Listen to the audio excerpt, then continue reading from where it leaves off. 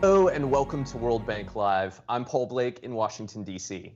It's been just over 3 months since the World Health Organization declared COVID-19 a global pandemic. Since then, countries around the world have been responding to the health crisis, engaging their public health institutions, healthcare systems, and more to battle the virus. But what we've seen over the past few months is that even wealthy countries with strong institutions have struggled to contain outbreaks. And that left us here at World Bank Live wondering, what about countries that are fragile or affected by conflict or violence? How are they coping amid the pandemic? Well, to learn more, I'm very happy to be joined this morning by the World Bank Group's Senior Director for Fragility, Conflict, and Violence, Frank Bousquet. Frank, thank you so much for being here this morning. Thank you. Good morning. Good morning. Frank, let's start with some background knowledge here before we get too specific about the pandemic. When we talk about a region or country being affected by fragility, conflict, or violence, I feel like the conflict and violence part, that's kind of straightforward, kind of obvious. When we talk about fragility, what exactly does that mean, that F in FCV? What do you mean by fragile when a region or a country is fragile? Well, fragility means, country with deep governance issue and typically weak institutions. So those countries, typically, they have high level of grievances within their population, high level of exclusion as well, and therefore the lack of capacity limit their capacity to respond to demand from population, whether it's about health, education, energy, transport.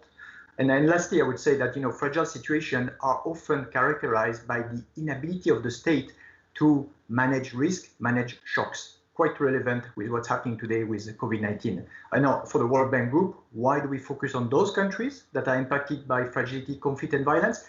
Because it's where poverty is increasing. Forecast shows that by 2030, we will have about 2/3 of the extreme poor living in these countries. And that's why we are scaling up our financing, but also our program in those countries.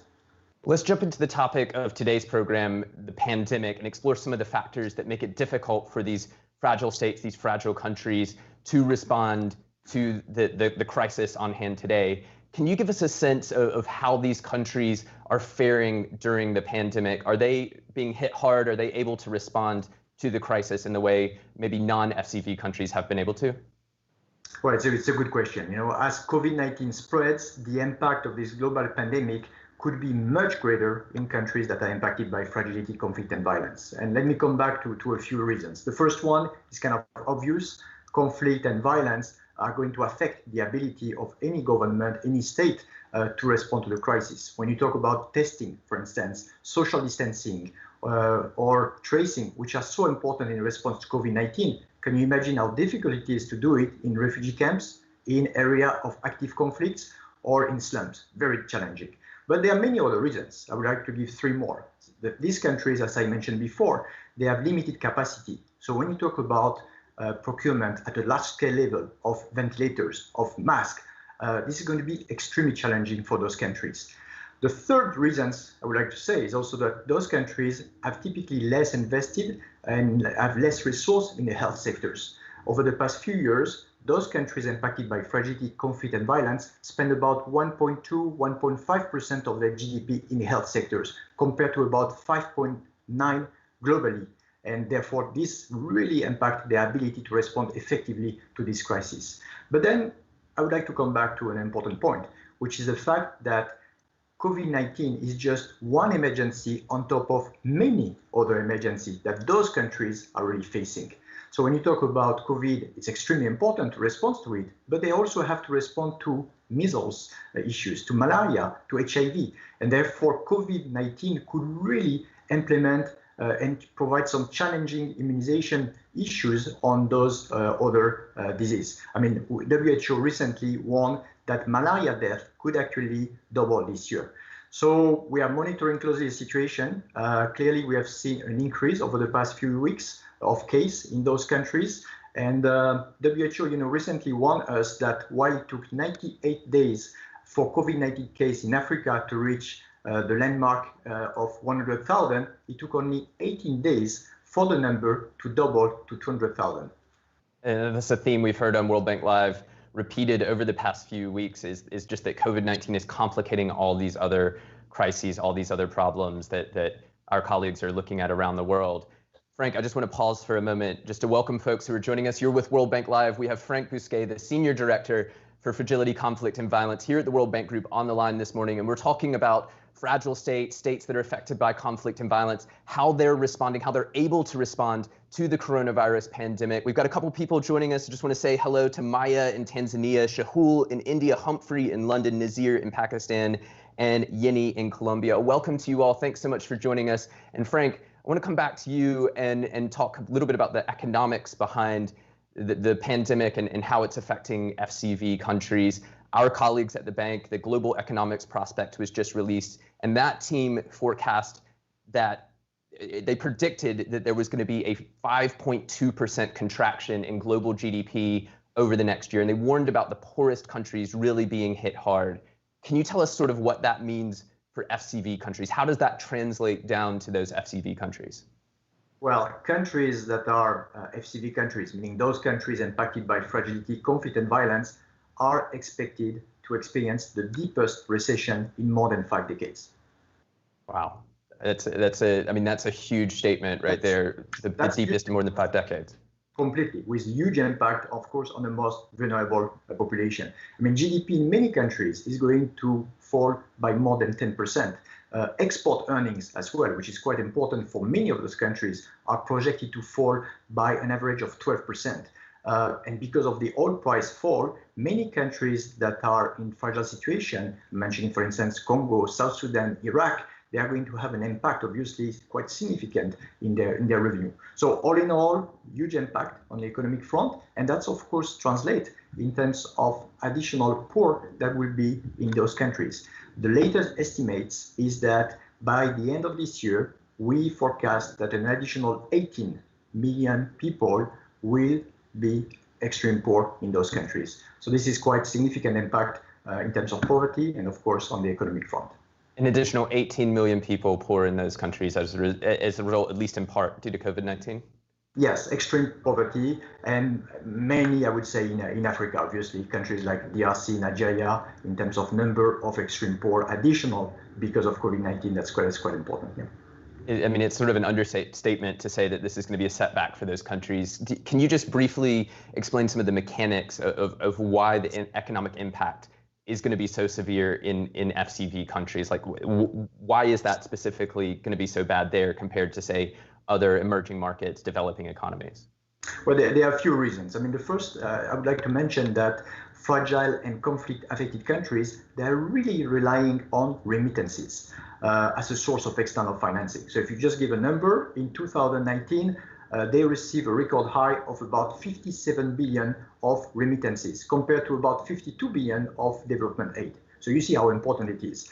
And we have forecast that remittances will actually drop by about 20% this year. And we can understand why, because it's not only impacting those countries, it's impacted all the countries across the world. And many migrant workers do not have any more than money to send back home. So this is really a huge impact. And when I say that on average, remittances will drop by about 20%, in fact, in some of those countries, it's going to be much more. So that's one.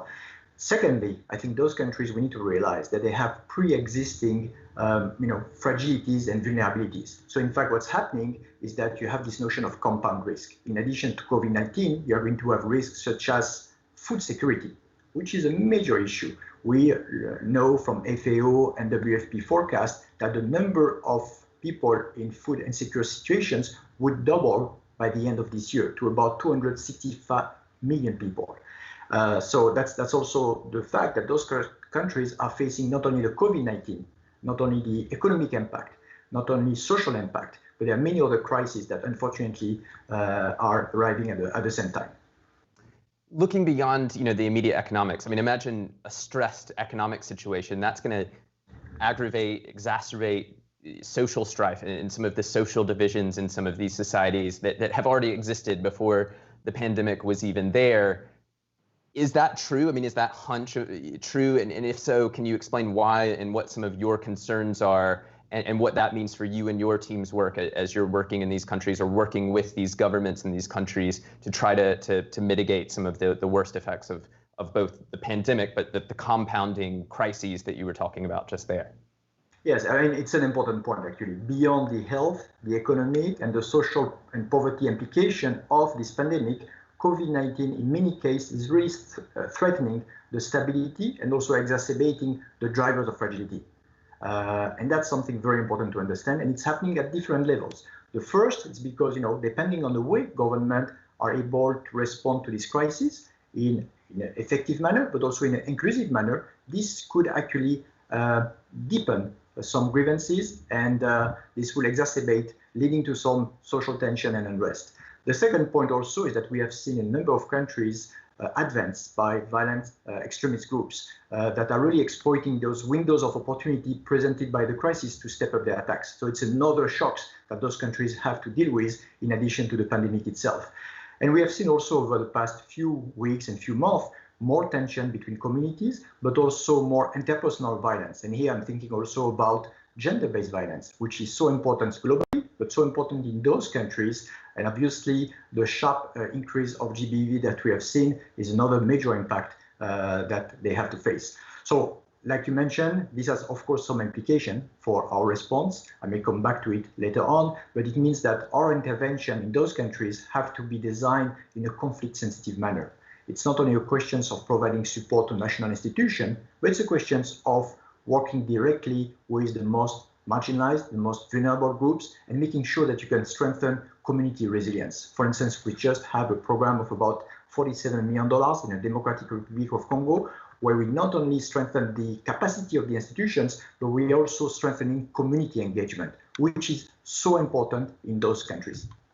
It's fascinating what you say there too about how the FCV context, the pandemic exacerbates these social divisions that then can lead to a worse FCV situation. It becomes this sort of vicious cycle. So I don't know, I just found that very fascinating. But let's take another quick break just to welcome everyone who's just joined us here in the last few minutes. This is World Bank Live. We have Frank Bousquet on the line. He's the Senior Director for FCV here at the World Bank Group. We're talking about FCV countries. Those are countries that are affected by fragility, conflict, and violence, how they are coping during the COVID-19 pandemic, how they're responding, what it means for them. We're really happy to have Frank here. We've also got a bunch of people joining us here in the last few minutes. I just want to give a quick shout out to a few people. Chipo in Zimbabwe, Maria in Peru, Richmond in Ghana, Francisca in Chile, Hamidullah in Afghanistan, and Yusuf in Mali. Welcome to you all, and welcome to everyone else out there. We're really happy to have you here this morning on World Bank Live.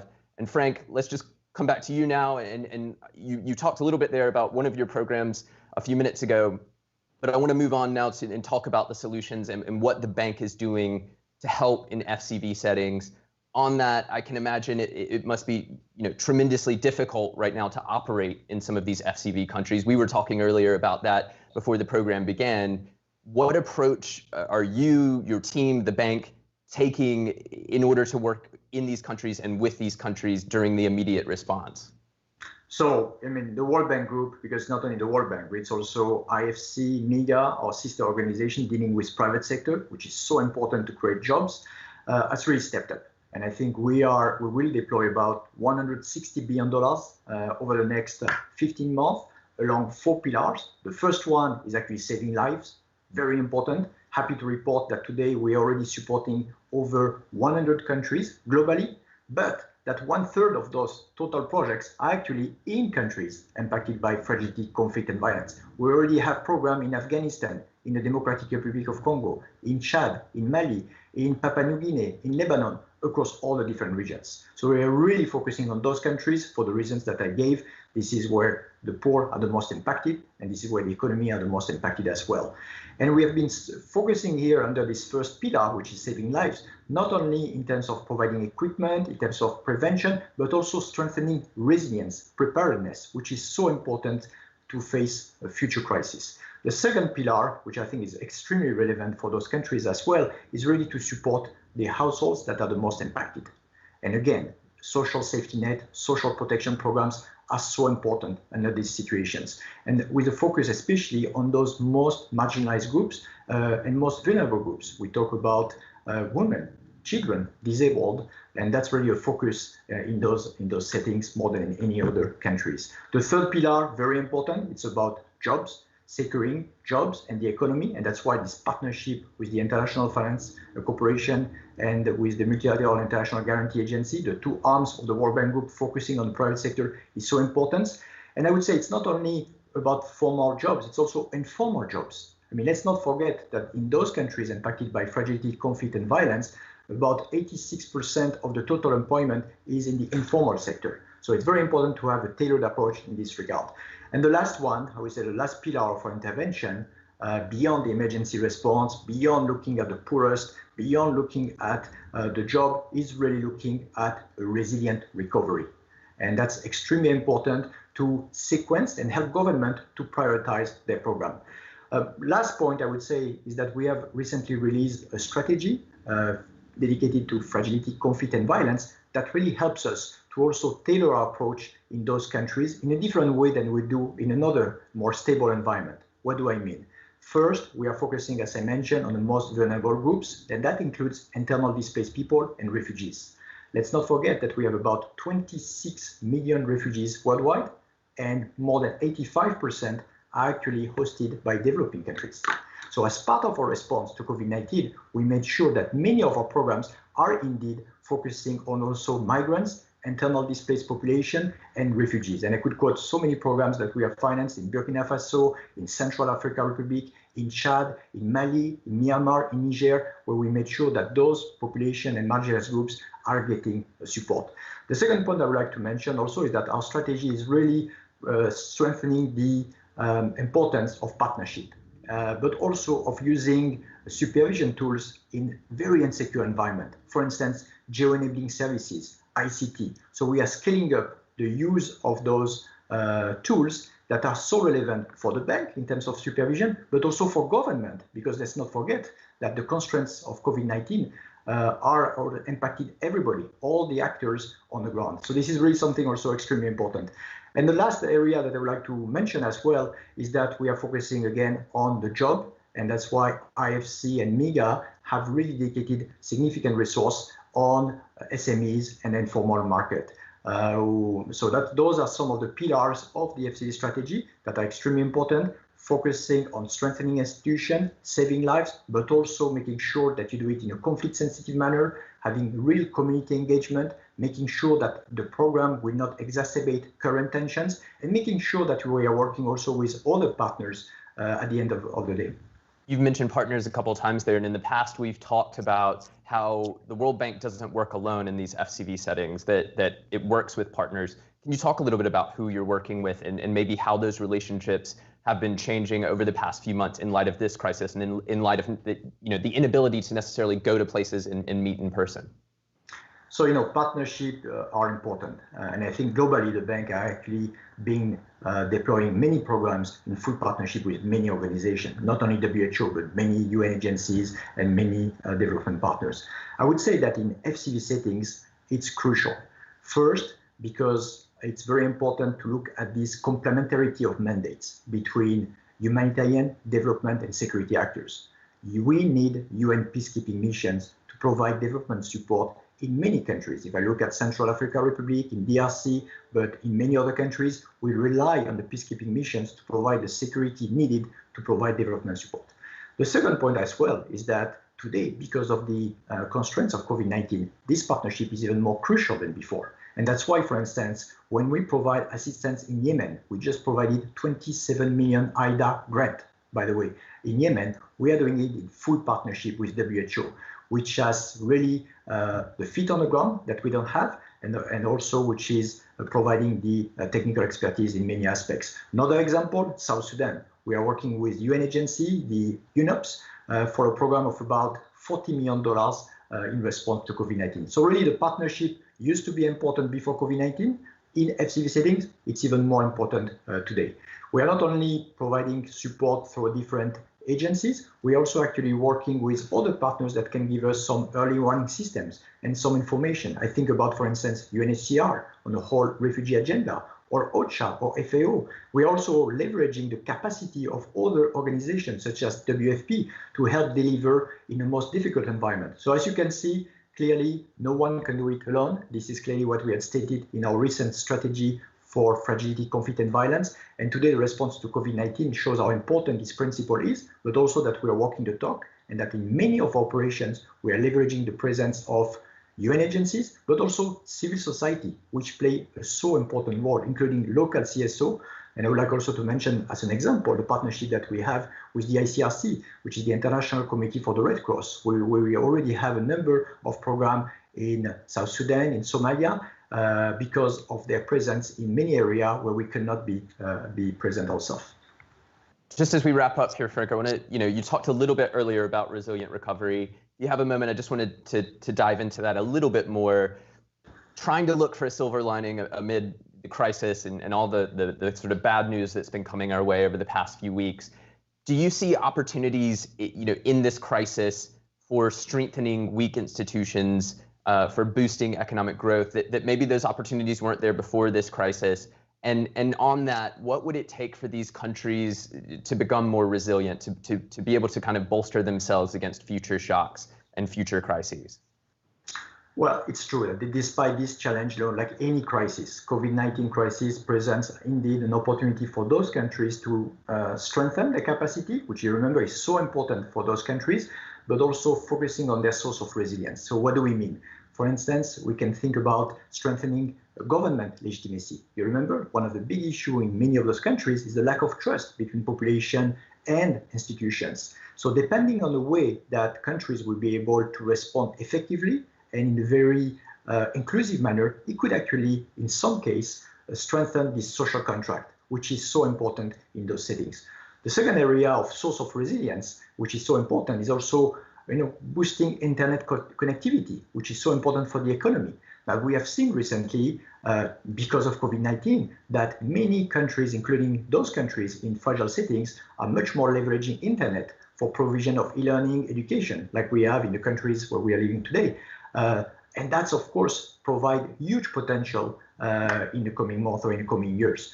Last but not least, I mentioned how important empowerment of local community is in these settings. We have seen this is definitely a step that many countries have taken in terms of relying more on different groups, having a bottom-up approach to deliver services, and obviously that helps a lot in terms of tackling the root cause of fragility, which is a key objective for the World Bank in those countries. So clearly, some source of hope, some ways to build back better consists in focusing as well, not only on addressing drivers of fragility, but also strengthening those sources of resilience, and there are multiple.